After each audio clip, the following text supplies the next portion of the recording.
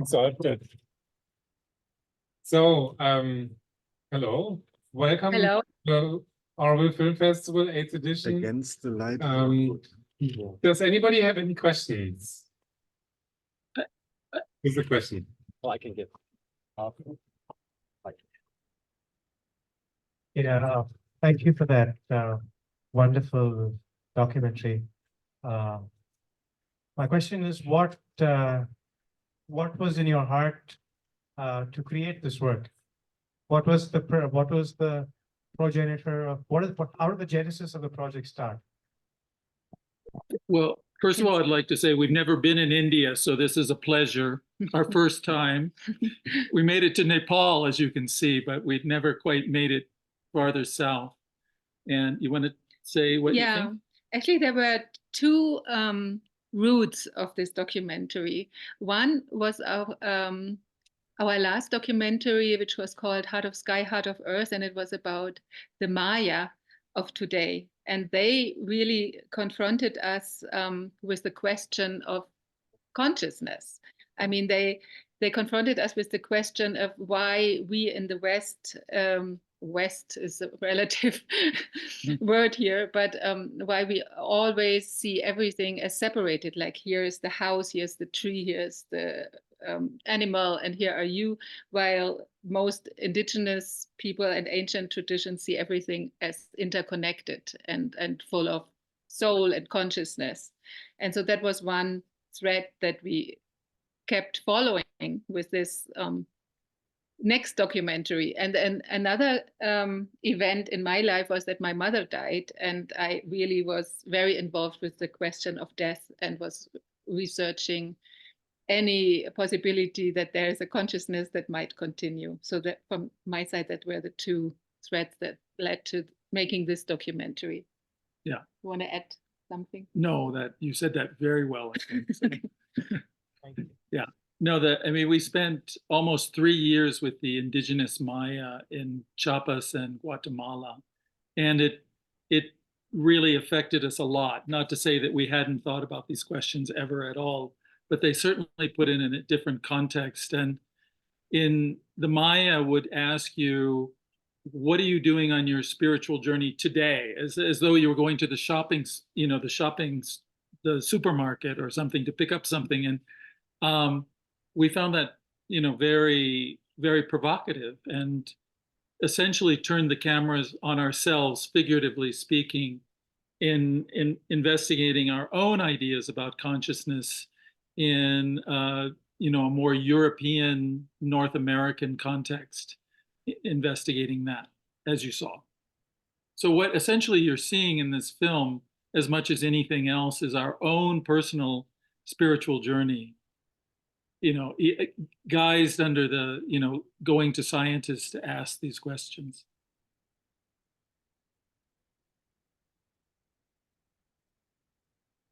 Now we don't hear you at this point.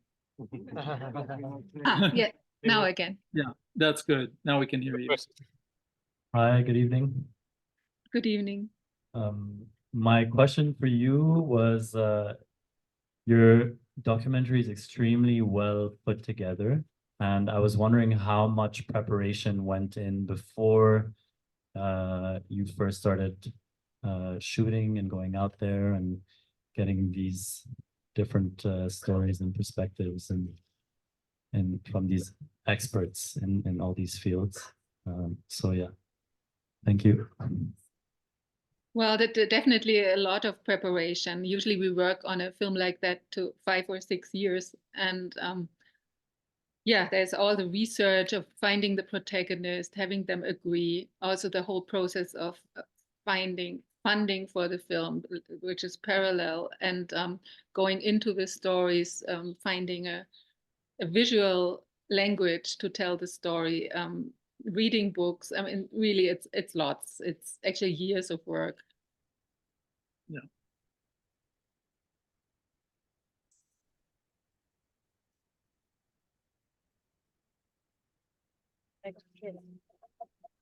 Yes, hello. First of all, I really, really, really want to thank you. I am now 57 years old.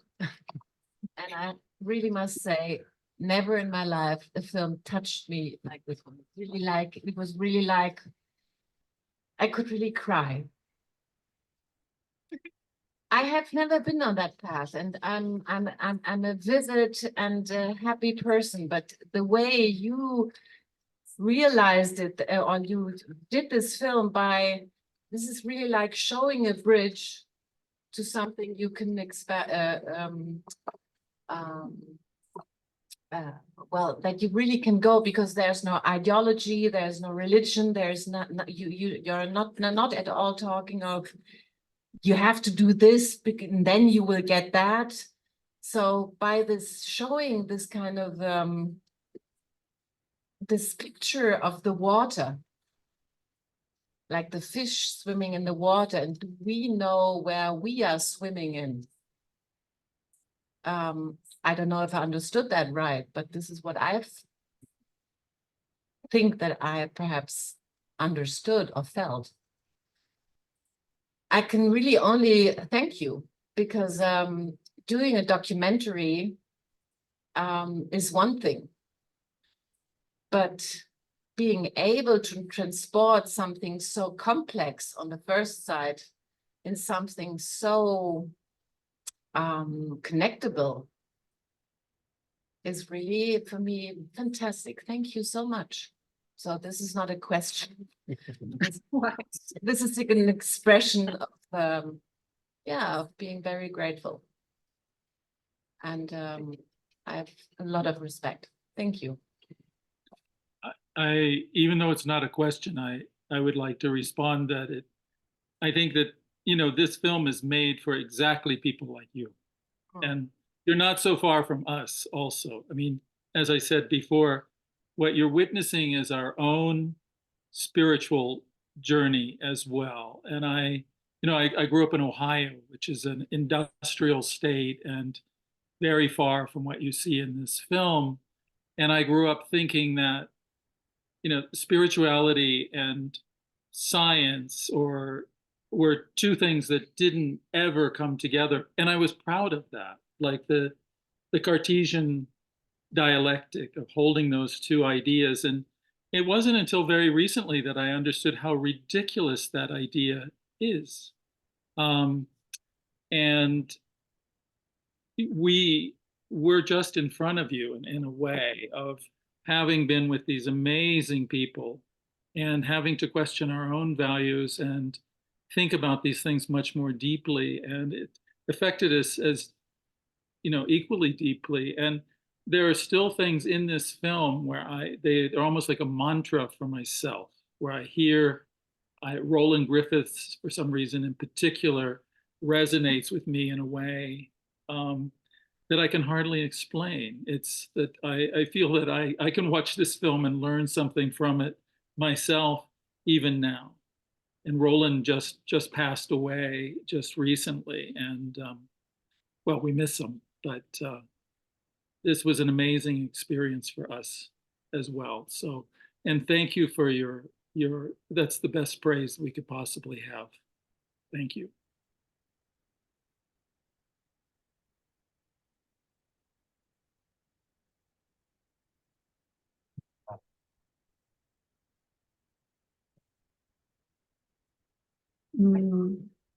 I live here in Orville, and I grew up in Iowa, in a small town, so I can relate to Ohio. So my childhood was also very much, I am separate. And then I've had a long spiritual life since I was 33. Basically, I was with Osho for many years before I came to live here in Orville. I like that you started with the scientific mind, where they're trying to find consciousness in the body mind, and they're talking about maybe consciousness comes from the brain. But I love that you went to indigenous people, and I love that you went to the woman who studies plants. And I love that you brought so many perspectives into one film. And I adore the beauty. The beauty is outstanding. Just over and over again, it's like dissolving into the beauty. So I think I don't have a question either, but I really, really appreciate all your work. Thank you. Thank you. Thank you. Thank you.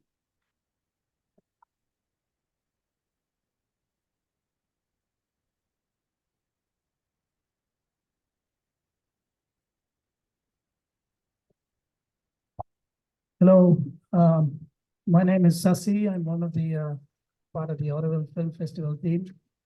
It's been a while since I watched your film because I was one of the people that had to look at it before it was chosen for the festival. But my question is, one of the things that always seems to be connected with spirituality and consciousness is the psychedelics. You know, you had Juan Carlos Castaneda, who went to South America and did all his self-experiments, and here also in yours, you're talking about the mushrooms and so on. So in India, we don't have any such external stimulant, you know, but it seems to be quite common in South American indigenous cultures. So maybe that in itself could be a film, and I'm wondering whether there are other things that you encountered in that kind of area, but not quite put into your film. Is that a very common thing that happens in that part of the world?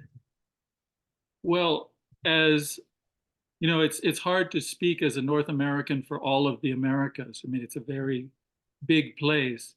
But I would say that what I have read, I studied anthropology, is that every indigenous culture in the world originally had hallucinogenics in some form. And even now they're discovering that the Maya also used, which is where we are right now in Chiapas in Mexico, was using mushrooms, even though people didn't know it before.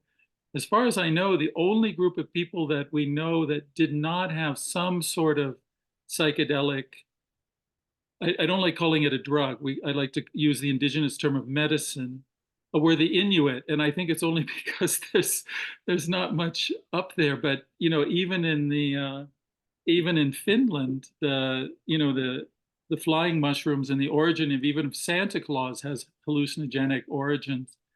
Of course, you know, India is probably the place that is best known for spirituality in the entire world, and it's something that is truly not only just fascinating, but you know, has a profundity that's hard to even conceive from the outside, but it certainly keeps coming up in the rest of the world.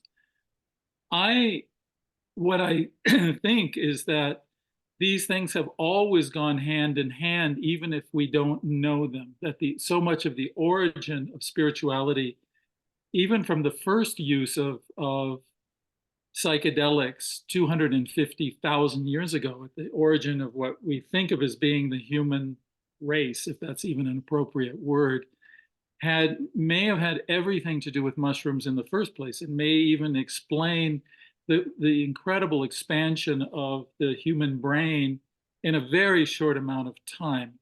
Now, I don't know any of these things for sure, but certainly I don't think that hallucinogenics and a deeper spirituality or meditation are in conflict with each other. And I think that that's very much what Roland Griffiths has to say, as does Monica, as do many of the people in our film. But it doesn't mean that you have to take psychedelics to get to that point. I mean, we know that one of the most interesting things scientifically is that in a CAT scanner, which you see in the film, that the same brainwave patterns show up in Buddhist monks who have been meditating at least 40 years, small children, and people under the influence of psilocybin, which is the magic mushrooms, which I find really interesting in itself. You know, that for a lot of people, especially in the West, who have a hard time meditating, it at least gives you a little glimpse of what other people are able to experience who have had this 40 years of experience. But I would also like to say, I hope that the film doesn't come across as just being about psychedelics, because it isn't. It's a way of introducing you, or at least for a Western audience, of provoking you to think about consciousness, because personally, I think it's one of the most these experiments at Johns Hopkins, I find some of the most provocative for myself, and that's why they occupy so much of the film.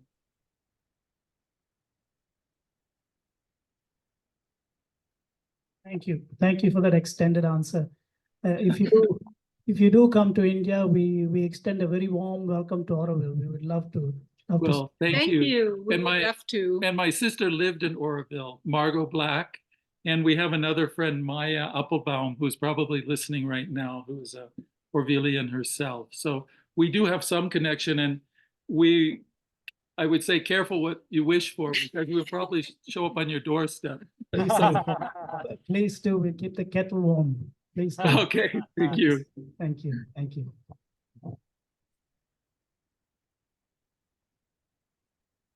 Hi, my name is Sana.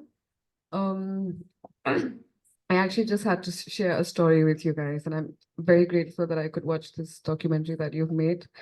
Exactly a year ago, before coming to Oroville, I'm a doctor. I was planning to move to the UK for my further studies and, doing all of that rat race stuff. And a friend of mine had visited me on January 12th, while I was still preparing for my examinations, and he had he was a really old friend of mine, and we were just conversing about normal stuff, being nostalgic and talking. And before he left my home, he had asked me a very simple question. He just asked me, "Who are you?" He said, "If I had to cut your thumb right now, would you still be you?" And I said, "Yeah, I would still be me." If I cut your entire left arm off, would you still be you? And I said confidently, "Yeah, I would still be me." And then he said, "You don't care about your arms clearly, so I'll cut both your arms off. Would you still be you?" I said, "Yeah, it'd still be me." Then he said, "Okay, I'm going to take your lower limbs as well. So you just have your trunk and your head. Would you still be you?" And I said, yeah, it'd still be me. So confident about it, because there are people who exist like that.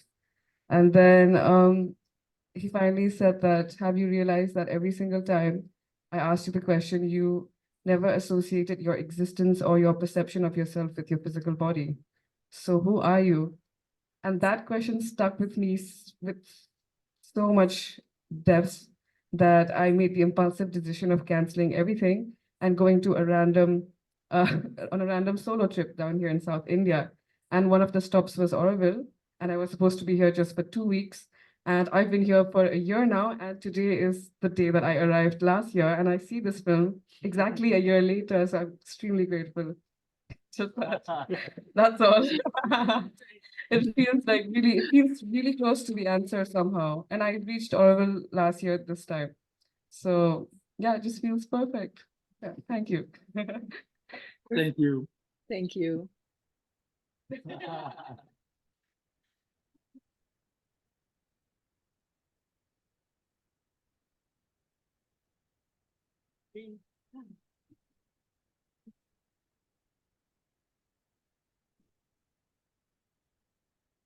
Hello.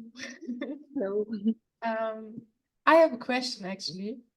I would like to ask you what was like your favorite experience you could make doing the movie?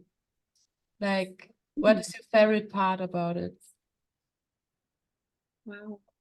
Well, for me, it was actually to meet all these incredible people and to spend time with them and have quality time with them and be able to discuss important questions.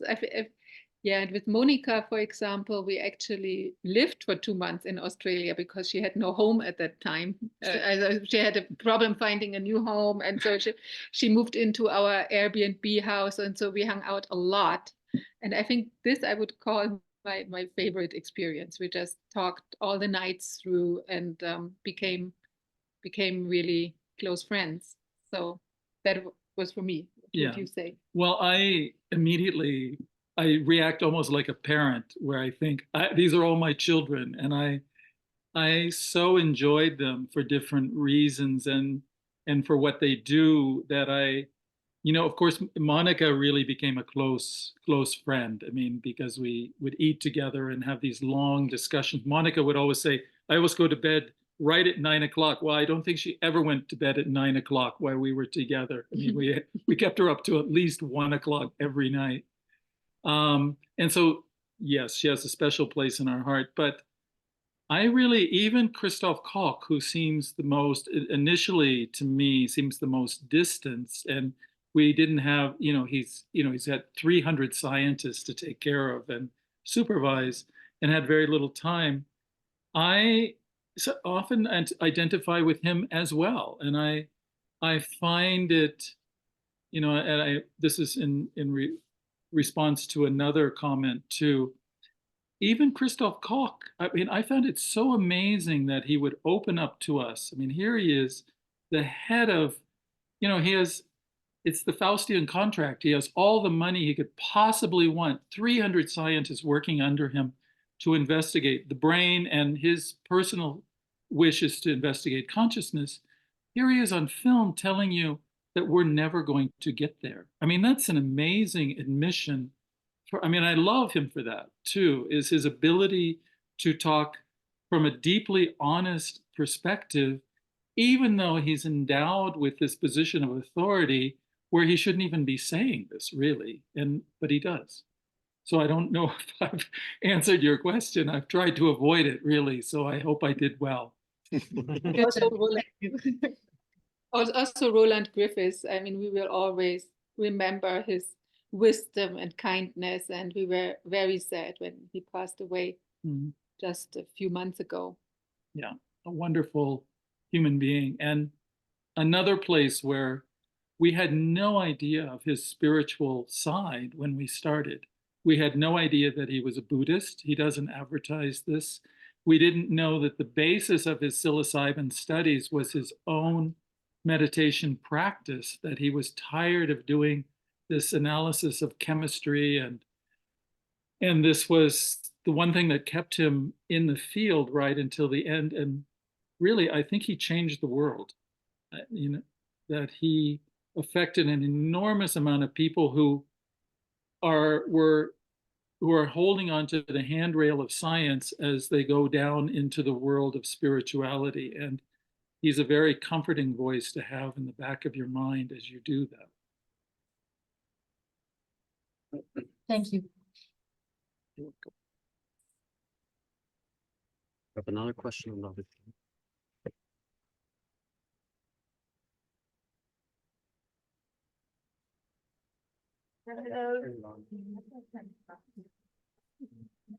Hello, my name is Ben Hunt, and I really related to your film so deeply. So I've been researching, so I'm a professor at the University of Technology, Sydney, and I'm going to look up Monica when I get home because her research is just outrageous. And actually just confirms exactly what we all sort of think we know or feel. And that's what I really loved about your film, the fact that you kind of focus so much on the science. And so I also research unity through novels that I've written. So I'm a storyteller, but also peak transformative moments. And one of the things that your film really outlines beautifully is this whole idea of the ineffable and the noetic. So there's about 5 or so markers of peak transformative moments that they get from psilocybin experiences, for example. But the ineffable is that unable to describe it. And I thought that was captured beautifully by the people that you zoomed in on, that you can't quite describe it. And yet they were really eloquent, which was an unusual combination. And so ineffability, but also the noetic, that's another marker of that peak transformative moment. And the noetic is when you know something that seems so meaningful that comes at you all in a rush, but you know something that is going to change your life, kind of thing. And that was captured so beautifully as well as a peak transformative moment, and again articulated really well. I'm wondering, as a storyteller, what were the bits that you really didn't want to lose, but you had to because it was a long film? Like, what were the Oof. because when you're talking about unity, it's like you can't stop, right? And Right. once people who are good storytellers get going on their experiences, you can capture absolutely everything. And I'm sure you did have Yes, miles of footage. Yeah. yes, What was Yes. your like 200 hours. Yeah, at What- least. what was your favorite thing or the most meaningful thing that you know, I know that with storytelling you've got to have that story sing together. So you pick pieces that sing together. To, and it ended beautifully, like the elephant. That was so random. That was so random. The elephant having fun in the water of consciousness, throwing it all over themselves and then playing with the tire. It's like, brilliant. But just what was your favorite thing that you completely We had to throw out. yeah, that you had to throw out the But my favorite thing that we threw out only in the very end was it was actually a walk in the forest of Rick Boothby, the philosophy professor who lost his son and has this psilocybin trip. And he walked with his grandson, the son of his son, who was like 15 years old then. And they walked through the forest and talked about the whole relationship and the meaning of life and what happened. And so, I actually loved that scene. We all loved that scene, but somehow in the end, we couldn't get it in because we were already in the super metaphorical level of the last big questions. So we had to lose it. It's in on the DVD. It's in the extras now. It's like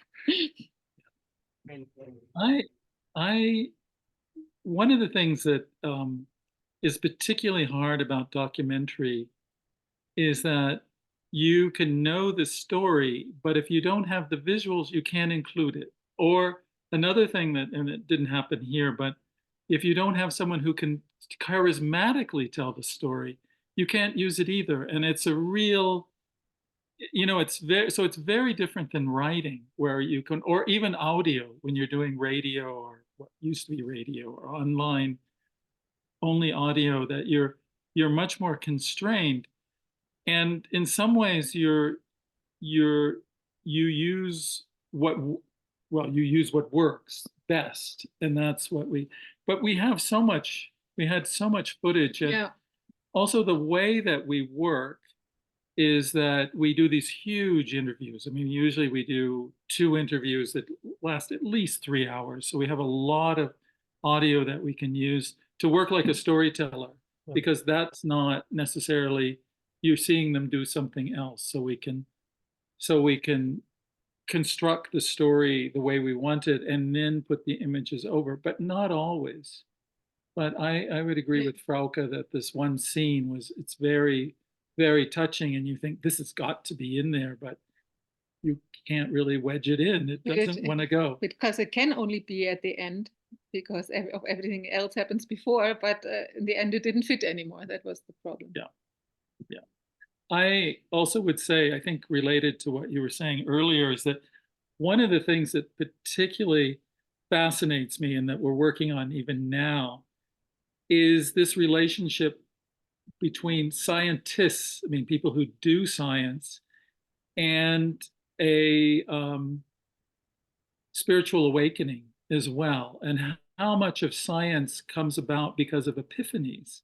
And I think that, you know, scientists in particular have always tried to avoid that conversation because it's not in any way scientific. And yet it is at the basis of so much of what we know. And I mean, the one that comes immediately to mind is that Francis Crick, who is one of the 2 discoverers or 3 of DNA, saw DNA in an LSD trip. You know, not something he liked to advertise, but there he was watching it. And how do you explain something like that? I mean, I find that infinitely fascinating. Or if it's Einstein in a trolley car going by a church tower and then needing 10 years to explain what he witnessed in that nanosecond as he went by. These are all questions, you know, that we could go on about for a long time, but infinitely fascinating about touching onto the infinite in some way.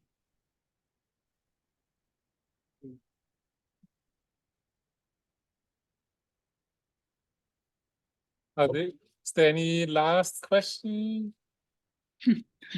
Not that I would like to thank you very much for this wonderful Q&A. It was really nice to hear you elaborating a little bit more, and thank you for sharing your personal stories. Thank you. Well, thank you for organizing this. Yeah, thank you very much. Have a great rest of the festival. Yeah. Wish to be there.